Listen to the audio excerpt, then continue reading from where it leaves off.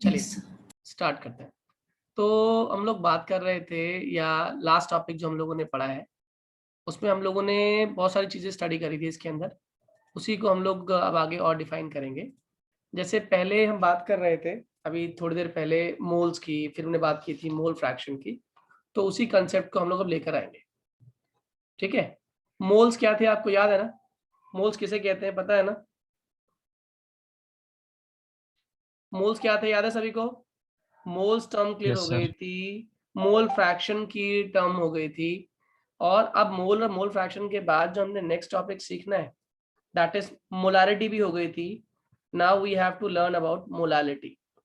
और मोलालिटी जो होता है ये स्मॉल एम होता है, ठीक है? और स्मॉल एम के लिए हम एक ही बात पढ़ते हैं कि स्मॉल एम जो होता है हमारा, इसको रिप्रेजेंट करते हैं और ये इसका फॉर्मूला होता है number of moles of solute upon, बस डिफरेंस में क्या आता है नीचे, वेट ऑफ सॉल्वेंट, वो भी किस में, in KG, KG. Weight of solvent in KG. ध्यान रखना एक बात क्या, कि जो मोलालिटी होती है इसकी यूनिट क्या होती है, मोल पर केजी इसकी यूनिट है। तो ऑब्वियस सी बात है इसके ऊपर टेम्परेचर का असर नहीं होता, ये टेम्परेचर इंडिपेंडेंट होती है। क्या होती है? टेम्परेचर इंडिपेंडेंट, हमें याद रखना है ये बात, इट इज टेम्परेचर इंडिपेंडेंट। तो अगर ये टेम्परेचर इंडिपेंडेंट है तो ऑब्वियस सी बात है कि ये ज्यादा रिलायबल है, it is more reliable in comparison to that of molarity, हाँ या ना? तो आपसे पूछ लेता है एग्जाम में, out of molarity and molality which one is more reliable, the answer would be molality. हर समय मोलालिटी ज्यादा रिलायबल होती है, और कारण उसका वही होता है कि ये टेम्परेचर के बदलने पर भी बदलती नहीं है। Am I clear? हाँ या ना? जल्दी बोलिए। Yes hello sir. बच्चों, इज इट क्लियर? ओके, अब एक क्वेश्चन कर लेते हैं, आपको आइडिया भी हो जाएगा कि हमने जो किया है, जो पढ़ा है वो सही है या गलत है। आपको कहा गया 10% एक्वस सॉल्यूशन ऑफ ग्लूकोज, कौन सॉल्यूशन है? 10% एक्वस सॉल्यूशन ऑफ ग्लूकोज दिया हुआ है, डेंसिटी दी हुई है आपको 2 ग्राम पर सेंटीमीटर क्यूब। आपसे कहा गया कैलकुलेट कीजिए मोलालिटी, कैलकुलेट कीजिए मोलारिटी, और कैलकुलेट कीजिए मोल फ्रैक्शन दोनों का, ग्लूकोज का भी और मोल फ्रैक्शन ऑफ वाटर भी। जल्दी से करके दिखाइए मुझे कैसे करेंगे ये क्वेश्चन आप लोग सभी, बोलिए कैसे किया?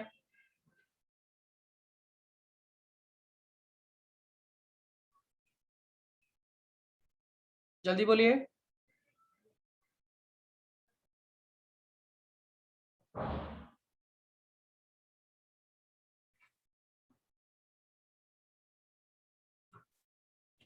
बोलो बच्चों कैसे किया?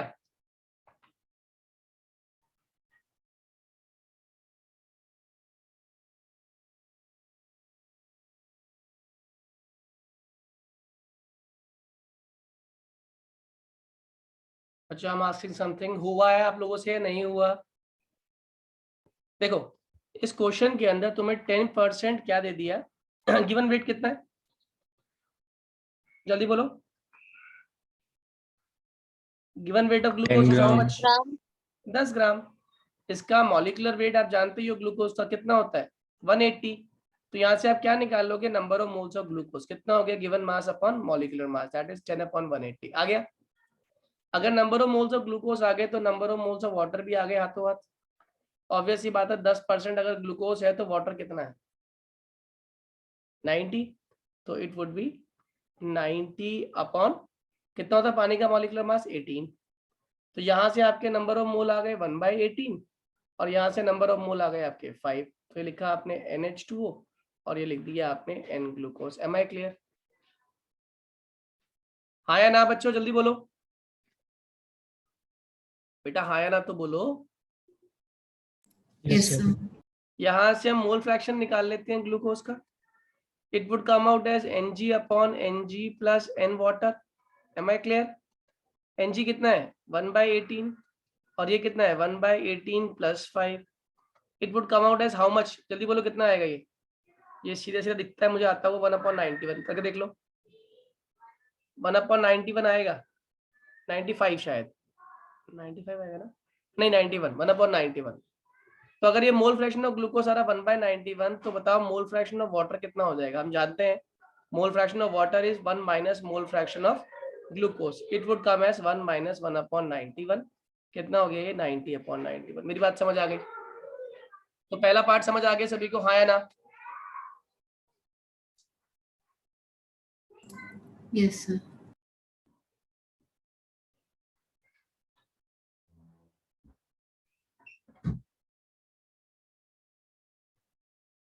ये पहला पार्ट क्लियर हो गया, हाँ या ना? जल्दी बोलो फिर आगे बढ़े। Yes sir. ठीक है, सिर्फ एक ही बच्चा बोल रहा है, बाकियों को समझ नहीं आ रहा क्या? Aishwarya, Aryan, Ashmit, Krish? Yes sir. Sir आ रहा है। Yes sir. ये मोल फ्रैक्शन अगर आ गया तो अगला टॉपिक जो है वो है मोलैलिटी। वो निकालना बहुत आसान है। मोलैलिटी निकालना आसान इसलिए कि मोलैलिटी का फॉर्मूला क्या होता है? Number of moles of solute upon नीचे क्या होता है? वेट ऑफ सॉल्वेंट, वो भी किसमें? In kg. Am I clear?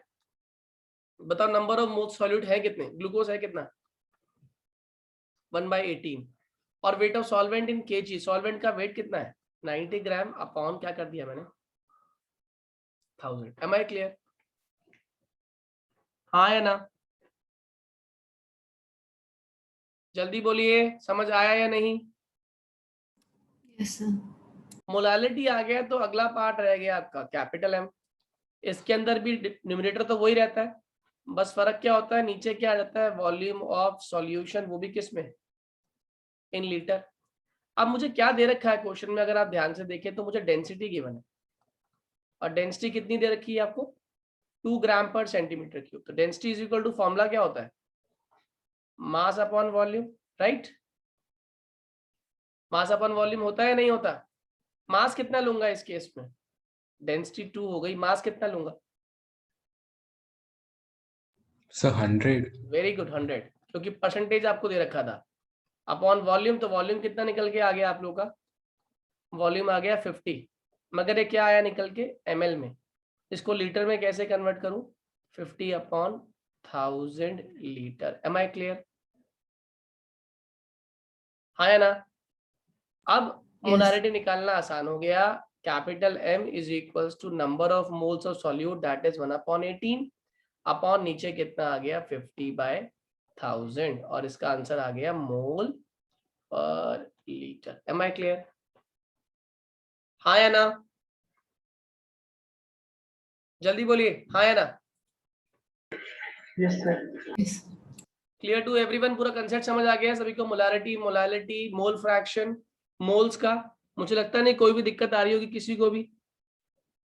चलिए, अगर ये समझ आ गया तो हम आगे बढ़ते हैं नेक्स्ट टॉपिक पर, जिस टॉपिक का नाम होता है सॉल्युबिलिटी।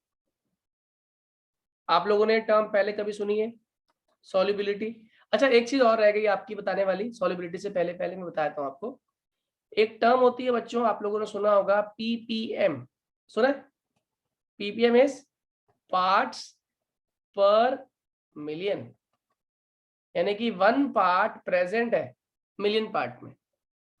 ठीक है, बेसिकली ये भी कंसंट्रेशन टर्म ही तो है कि एक पार्ट सॉल्यूट का प्रेजेंट है मिलियन पार्ट सॉल्वेंट के अंदर। तो बेसिकली आप क्या निकाल रहे हो? कंसंट्रेशन टर्म ही निकाल रहे हो। और पीपीएम को अगर परसेंटेज में निकाले तो किससे मल्टीप्लाई कर देते हैं? 100 से मल्टीप्लाई करते हैं, तो ये परसेंटेज पीपीएम निकल के आती है। ठीक है, इसका भी इस्तेमाल करेंगे, कराऊंगा आपको न्यूमेरिकल इस पर बेस्ड भी। अभी हम आगे बढ़ते हैं, जिसका नाम है टॉपिक का सॉल्युबिलिटी। आप मुझे बताओ व्हाट इज सॉल्युबिलिटी? हाँ बोलो सर। एक पीपीएम एक बार दोबारा बता देंगे? मैं पीपीएम कुछ नहीं है, पीपीएम इज पार्ट्स पर मिलियन, यानी कि एक पार्ट सॉल्यूट का प्रेजेंट है। किस में प्रेजेंट है? मिलियन पार्ट सॉल्वेंट के अंदर। ठीक है, हाँ या ना? आप मिलियन पार्ट सॉल्यूशन भी कह सकते हो। कारण क्या है? देखो, जो सॉल्यूशन है, देखा जाए तो सॉल्यूशन दो चीजों से मिलके बनी है। खुद सोचना जरा, सॉल्यूट प्लस सॉल्वेंट। क्यों बेटा? हाँ या ना? अब सॉल्यूट आपका एक पार्ट है और सॉल्वेंट आपका 10⁶ पार्ट है, तो ऑब्वियस ही बात है 10⁶ के कंपैरिजन में 1 तो बहुत छोटा है। तो 1 छोटा है तो बेसिकली मैं से क्या लिख दूंगा? 10⁶। तो जो सॉल्यूशन का टोटल बेसिकली वॉल्यूम है वो बेसिकली किसके इक्वल आ रहा है? सॉल्वेंट की वॉल्यूम के इक्वली तो आ रहा है, हाँ या ना? मेरी बात समझ आ रही है? Yes sir. बस ये ध्यान रखना है आपने। अब हम आगे बढ़ रहे हैं जिस टॉपिक की ओर, दैट इज सॉल्युबिलिटी। मैंने पूछा आपसे क्या होता है सॉल्युबिलिटी, आप में से कई बच्चे जानते भी हैं सॉल्युबिलिटी के बारे में। बेसिकली ये है मैक्सिमम अमाउंट, किसका मैक्सिमम अमाउंट? मैक्सिमम अमाउंट किसका? सॉल्यूट का, जो आप क्या कर सकते हो, डिसॉल्व कर सकते हो। Maximum amount of solute that you can dissolve. किसमें डिसॉल्व, बता जल्दी से। ऑब्वियस सी बात है, किसी सॉल्वेंट में डिसॉल्व होगा ना, तो that can be dissolved in specified amount of solvent. बात समझ आ रही है? और ये भी कब? जब आपकी कंडीशंस क्लियर हो। कौन कौन सी कंडीशंस?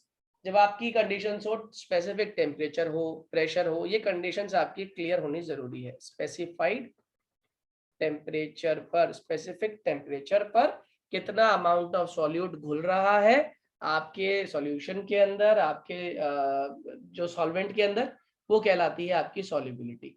ठीक है। अब एक क्वेश्चन आया, मान लो जनरल सा क्वेश्चन है, और ये एक ओपन क्वेश्चन होता है ऐसे क्वेश्चंस। उसने कहा what is the effect of temperature on solubility. Solubility पर टेम्परेचर का क्या इफेक्ट पड़ता है, ये आपसे पूछा गया। ठीक है। अब सॉल्युबिलिटी किसकी, ये तो बताया नहीं गया, तो इस केस में आपको सारी चीजों को कंसीडर करना पड़ेगा। आपको बताना पड़ेगा solubility of solid in liquid, solubility of liquid in liquid, और solubility of gas in liquid. किसके हिसाब से? टेम्परेचर के हिसाब से। मेरी बात समझ आ रही है? हाँ या ना?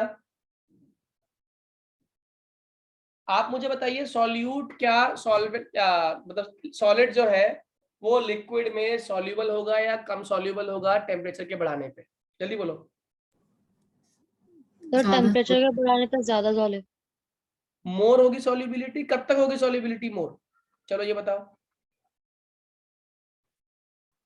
सॉल्युबिलिटी मोर कब तक होगी? एक पॉइंट आने तक ना, जिस पॉइंट को हम लोग क्या बोलते हैं, saturation. Am I clear? Saturation जब तक आएगा नहीं तब तक टेम्परेचर बढ़ाते जाओ, सॉल्युबिलिटी बढ़ाते जाओ। Am I clear? जैसे सैचुरेशन आ जाएगा अब आप और सॉल्यूट को ऐड नहीं कर पाएंगे। Am I clear? हाँ या ना? यस ठीक है। दूसरा, liquid in liquid. Liquid in liquid basically depend करता है नेचर ऑफ लिक्विड के ऊपर, है ना। अगर दो मिसिबल लिक्विड है तो ऑब्वियस ही बात है, टेम्परेचर बढ़ाने पे उनकी मिसिबिलिटी क्या होगी, और बढ़ेगी। दोनों आसानी से घुल रहे हैं, हल्का सा टेम्परेचर और लगाओ जल्दी जल्दी घुलेंगे। इमिसिबल लिक्विड में क्या होगा, टेम्परेचर बढ़ाना पड़ेगा, बहुत हाई करना पड़ेगा, जब तब जाके वो सॉल्युबल होंगे। Am I clear? जो मिसिबल लिक्विड्स हैं, यानी कि जिनकी सॉल्युबिलिटी एक जैसी है, उनको तो आप जैसे जैसे टेम्परेचर बढ़ाओगे उनकी सॉल्युबिलिटी लगातार बढ़ती चली जाएगी। लेकिन जो इमिसिबल लिक्विड है उसे घोलने के लिए आपको बहुत बहुत बहुत ज्यादा टेम्परेचर प्रोवाइड करना पड़ेगा। M I clear?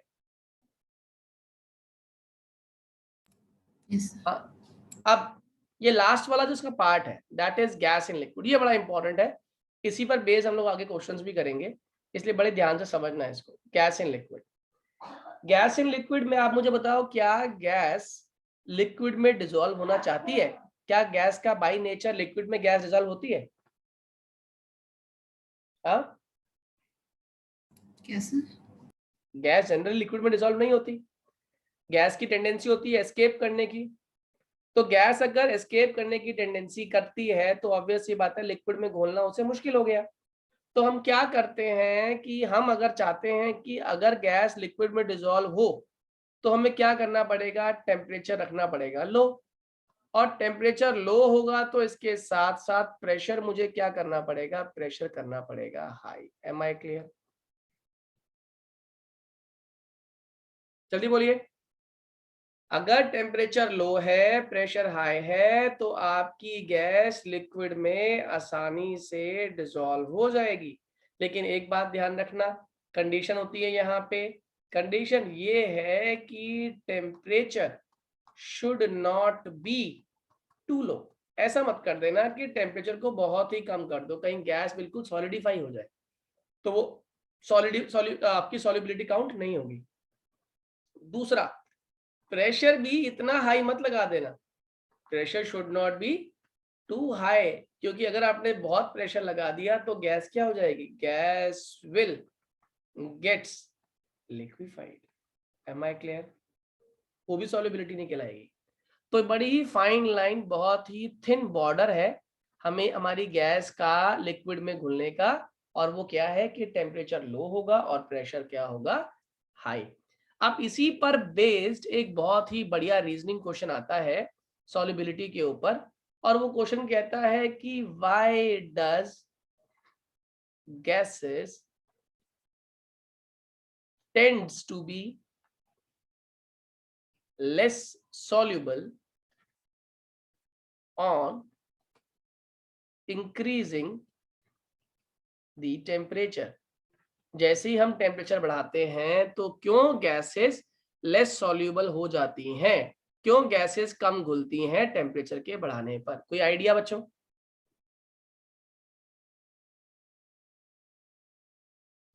चलो मैं हिंट देता हूं।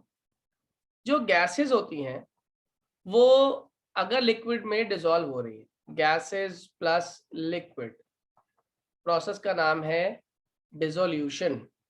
और डिसोल्यूशन जो होती है बच्चों, it is an exothermic process. Am I clear? कैसी प्रोसेस होती है डिसोल्यूशन? हीट निकलती है इसमें, ये बात जानते हो या नहीं? ये बात जानते हो या नहीं कि डिसोल्यूशन एक्सोथर्मिक प्रोसेस है? क्यों बेटा? Yes, sir. बाकी लोग बताइए, डिसोल्यूशन एक्सोथर्मिक है, ये बात समझ आती है या नहीं? Yes, sir. ठीक है, तो अगर डिसोल्यूशन एक्सोथर्मिक है तो आगे वाली कहानी और आसान हो गई। क्या? कि मैंने टेम्परेचर को बढ़ा दिया, टेम्परेचर इंक्रीज कर दिया। अगर टेम्परेचर इंक्रीज कर दिया तो ऑब्वियस सी बात है हीट और निकलेगी, heat evolved will be more और लेस। जल्दी बोलो, हीट ज्यादा बाहर निकलेगी, और हीट ज्यादा बाहर निकलेगी तो आपने एक छोटी सी चीज पढ़ी थी जिसको आप लोग बोलते हैं ली चैटलियर प्रिंसिपल, याद होगा आप लोगों को। ली चैटलियर प्रिंसिपल के हिसाब से जो आपका इक्विलिब्रियम भैया है, ली चैटलियर प्रिंसिपल कहता है कि इक्विलिब्रियम भैया वहां शिफ्ट हो जाएंगे जहां पे किसी चीज की कमी हो रही होती है। जैसे आप देख रहे हैं कि हीट आपकी लगातार निकलती ही जा रही है, निकलती ही जा रही है, तो अब आप कोशिश करेंगे कि इस हीट के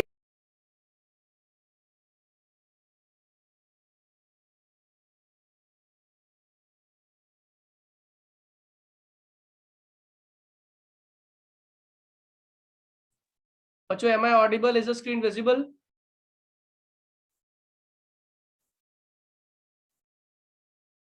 बच्चों स्क्रीन दिख रही है? Yes, sir. ठीक है, मैं कह रहा था आपसे कि गैसेस का डिसॉल्व होना लिक्विड में कैसी प्रोसेस है, एक्सोथर्मिक प्रोसेस है। और एक्सोथर्मिक प्रोसेस तो हीट निकल रही है। अब आपने सोने पे सुहागा क्या कर दिया, आपने कहा कि भैया इसका टेम्परेचर भी बढ़ाओ, टेम्परेचर इंक्रीज करो। तो अगर आप इसका टेम्परेचर इंक्रीज करते हैं तो ऑब्वियस सी बात है जो हीट निकल रही थी, जो हीट इवॉल्व हो रही थी, वो और ज्यादा निकलेगी।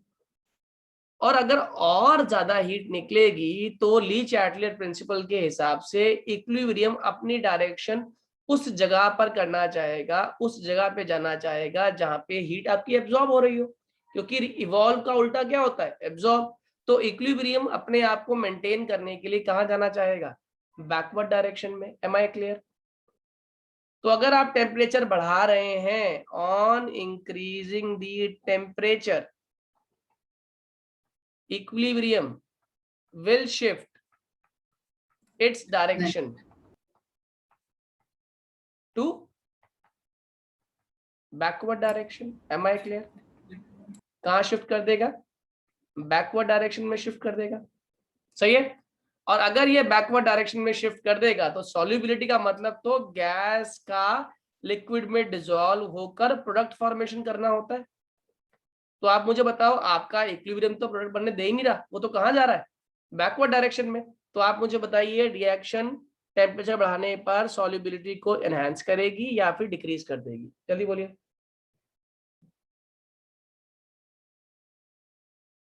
जल्दी बोलिए। Reaction temperature Yes. बढ़ाने पर सॉल्युबिलिटी को एनहांस कर रही है या उसे घटा रही है? इशिता, ऐश्वर्या, अश्मित, समझ आया या नहीं आया? तो घटा रही है। घटा रही है।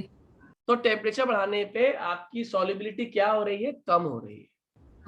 Am I clear to everyone? Kindly raise your hand जिन्हें कंसेप्ट समझ आ गया, जिन्हें कंसेप्ट पूरा समझ आ गया, please raise your hand. Very good. Aryan समझ नहीं आया बेटे? आ गया। पलक तुम्हें नहीं आया? चलो गुड, आगे सबको समझ। तो अब हम आगे की टॉपिक की तरफ बढ़ते हैं, जिस टॉपिक का नाम है बच्चों हेनरीज लॉ। पहला लॉ जो आपके एग्जाम में आएगा भी और जिसकी बहुत सारी यूसेज आप पढ़ेंगे, हेनरी लॉ। ये कहीं ना कहीं आपने इक्विलिब्रियम में पढ़ा भी था अगर आपको याद हो तो। इसने कोई बहुत बड़ा काम नहीं किया हेनरी ने, इसने एक छोटी सी बात कही थी। इसने कहा कि एक कांस्टेंट टेम्परेचर कैसा रखा है, रखेंगे आप कांस्टेंट टेम्परेचर। अगर टेम्परेचर कांस्टेंट है तो उसने बोला जो सॉल्युबिलिटी है, सॉल्युबिलिटी ऑफ गैस, किसी भी गैस की जो सॉल्युबिलिटी है वो किसमें सॉल्युबिलिटी, लिक्विड में। Solubility of gas in liquid वो डायरेक्टली प्रोपोर्शनल होगी उस गैस के पार्शियल प्रेशर पर। Am I clear? लॉ समझ आ रहा है? क्या कहा उसने? उसने कहा अगर टेम्परेचर कांस्टेंट है तो किसी भी गैस की सॉल्युबिलिटी लिक्विड में डायरेक्टली डिपेंड करेगी उसके पार्शियल प्रेशर पर। Am I clear? मान लो सॉल्युबिलिटी को हम यहाँ पे रिप्रेजेंट कर रहे हैं एस से। सॉल्युबिलिटी क्या हो गई, एस। तो ये कह रहा है सॉल्युबिलिटी डिपेंड कर रही है किसके ऊपर, पी के ऊपर। तो जैसे ही आप यहां से इस प्रोपोर्शनैलिटी के साइन को हटाते हैं, एक फॉर्मूला निकल के आता है P is equals to K H solubility. और इसी को फॉर्मूले को आगे जाके आप इस फॉर्म में भी स्टडी करोगे, P equal to K H जाए। अब ये जाए क्या है ये ध्यान रखना। इसी लॉ को सेकंड फॉर्म में जब स्टडी करेंगे तब ये रिलेशनशिप समझ आएगी आपको। ये समझ आ गया P equal to K H solubility वाली बात, आया ना? केएच क्या है इसमें? Proportionality constant. KH is Henry law constant, Henrys constant भी कहते हैं इसको। ये डिपेंड करता है गैस के नेचर पे बेटा, गैस टू गैस डिपेंड करता है ये, कोई फिक्स और ये वैल्यू नहीं। ये गिवन होगा सर क्वेश्चंस हाँ में? क्वेश्चन में गिवन होगा ये, ठीक है। जो मैंने ये लिखा था P equal to K H जाए, आपके दिमाग में आना चाहिए जाए तो सर मोल फ्रैक्शन होता है। तो हेनरी लॉ को ही इस टर्म में भी हम लिख सकते हैं और वो इस तरीके से लिखा जाता है कि पार्शियल प्रेशर ऑफ गैस किस फेज में, वेपर फेज में। कौन से फेज में, वेपर फेज में, is directly proportional to mole fraction, is directly proportional to mole fraction of gas in solution. ये भी इसी की एक और डेफिनेशन है हेनरी लॉ की। Am I clear? हेनरी ने कहा कि अमाउंट ऑफ गैस जो डिसॉल्व हो रही है कांस्टेंट टेम्परेचर पे, या सॉल्युबिलिटी ऑफ अ गैस जो डिसॉल्व हो रही है किसी भी लिक्विड में एक कांस्टेंट टेम्परेचर पे, डिपेंड करती है पार्शियल प्रेशर पे। फॉर्मूला निकला P is equal to K H जाए। और दूसरा लॉ कहता है कि partial pressure of gas in vapour phase is directly proportional to mole fraction of gas in solution. कि किस तरीके से जो पार्शियल प्रेशर है गैस का वेपर फेज में वो डायरेक्टली डिपेंड करता है उसी गैस के मोल फ्रैक्शन पे सॉल्यूशन के अंदर। Am I clear? Yes sir. Yes, बात sir. क्लियर है सभी को? अच्छा एक बात और आप लोग समझ पा रहे होंगे, अगर थोड़ा सा भी मैथ्स आपको आता है, P is directly proportional to जाए कह रहा है या P is directly proportional to solubility कह रहा है, तो अगर मैं P और जाए का ग्राफ प्लॉट करूं तो कैसी स्लोप आएगी आपकी?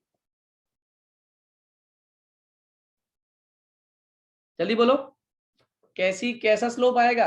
स्ट्रेट लाइन आएगा, inclined angle of 45 degree. Am I clear? Yes sir. तो अगर आपसे कोई पूछे कि KH और सॉल्युबिलिटी में क्या रिलेशनशिप है, प्रेशर कांस्टेंट है, तो आप मुझे बताओ क्या रिलेशन आएगी?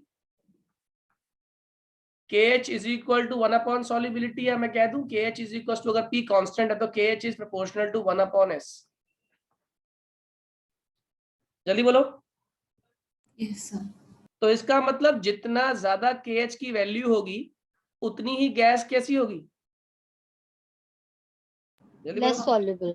Less soluble. कितने लोगों को ये बात समझ आ गई? ये कंसेप्ट समझ आ गया आप लोगों को? तो higher the value of KH, lower will be your solubility. Am I clear? इसकी एप्लीकेशंस है जो मैं आपको बता रहा हूं। एक बार जल्दी से आप लोग दोबारा से रीजॉइन करो ताकि हम